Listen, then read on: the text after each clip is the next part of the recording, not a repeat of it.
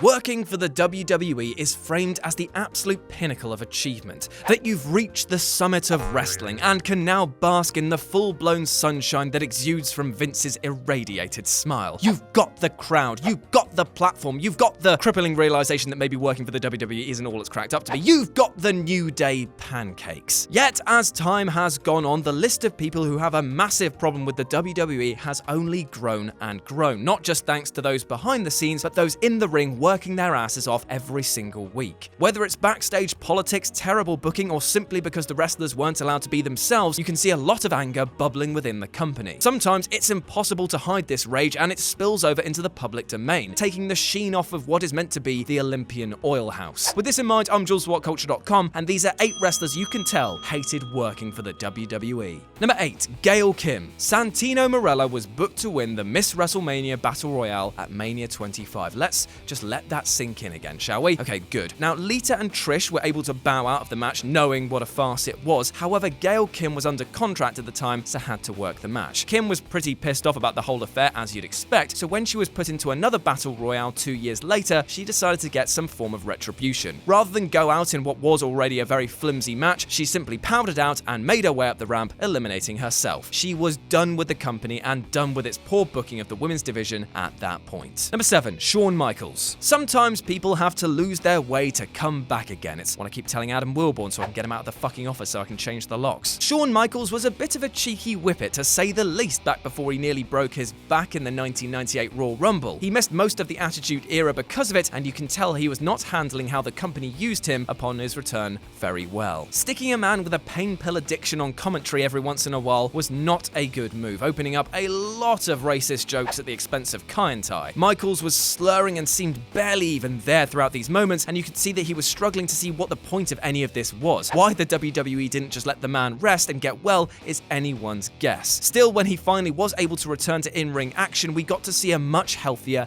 happier man. And let's face it, we also got one of the best ever moments in 2005 when he trolled everyone with Bret Hart's fake return. That was good. Number 6, The Ultimate Warrior. By 1996, The Ultimate Warrior was already, what's the word I'm looking for? Oh yeah, mad as fucking rabies. He'd already released some weird fucking cartoon about him looking like he'd raped Santa, and would only go on to make himself seem even crazier with his comments on gays and terminal illness. What a gentleman. All of which makes his 1996 return to the WWF really strange. He touted himself as having 3 main qualities: an incredible work ethic, a passion for maintaining his image, and his love for being a role model. Then he showed up on Raw to a reduced work schedule, wore caps because he admitted to not being bothered enough to do his hair, and smoked cigars because kids love that shit, I guess. It was almost like he was doing it all for a big paycheck and not the passion. Number 5, Goldberg. Goldberg is such a simple equation. Don't let him lose. Or if he has to lose, make sure that it's in a way that's so unfair that it immediately gets retribution. WCW knew what they had with him. Not a pro wrestler, but a shotgun of a man. Short range, devastating, just like my genitals. But WWE just didn't get this idea because they thought that baby faces needed obstacles to overcome for fans to love them. Not true. Fans were already behind him. Eventually, annoyed at the damage inflicted on his character and having to sell for boring Triple H and boring Triple H matches, Goldberg decided to just phone it in and wait for the WWE to be desperate for the real Goldberg years later. Number 4, Hulk Hogan. Hulk Hogan was the WWF for a long old while, being the poster pasta boy for many years. But when he came to air quotes help out his air quotes buddy Bret Hart at WrestleMania 9, there was more than a bit of, okay, I guess I'll just be the champion again if I have to.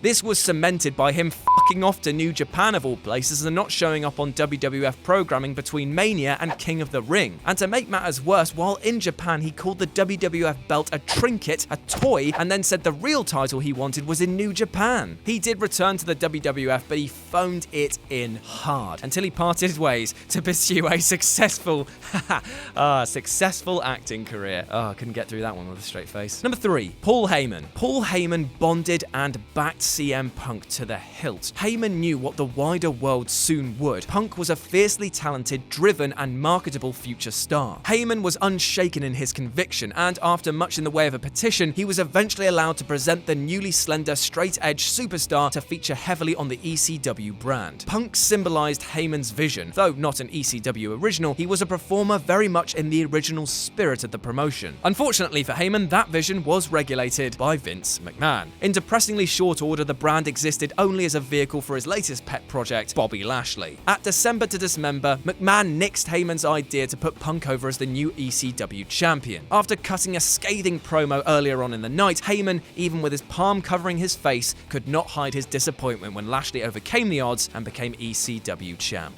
Number 2, CM Punk. Speaking of Punk, I think it's quite widespread knowledge by now that he held little love for the WWE towards the end of his run. Yet the moment that you can see the f***s fly from his soul was at the 2014 Royal Rumble. He allowed a Hurricane Rana from El Torito. Now I know that doesn't sound much, but it's a comedy spot that went against all the rage that he'd been seething with from having to job to the likes of Taker, Rock, and Lesnar at previous pay-per-views. He clearly didn't care at this point, allowing himself to laugh, smirk, and simply go a little off the deep end through sheer lack of bother. The news of his departure in 2014 shocked the world, but if you look at this, the signs were writ large upon his very tired-looking face. And number 1, Brock Lesnar. Brock Lesnar is still the biggest attraction in all of pro wrestling. He is a wrestler like no other. He is a legit badass, has the capacity to perform like a legit badass, and is one of the most underrated sellers of all time. He makes you feel like you've watched a proper, realistic war when he actually gives two shits. When he doesn't, like when he's wrestling a mid-card act like Dean Ambrose, he projects nothing but pure, infuriating laziness. On a meta level, the aloof Brock Lesnar character works. He's there to be a mercenary, and a mercenary is what he is. But as far as in-ring acting goes, the example of Goldberg versus Lesnar was so unbelievably lazy and stinking of let's hurry up and go home that it's a good thing that Heyman is there to hype up all of his recent matches. Heyman makes us care, even if Brock looks a little like he's daydreaming half the time about firing 50 cows.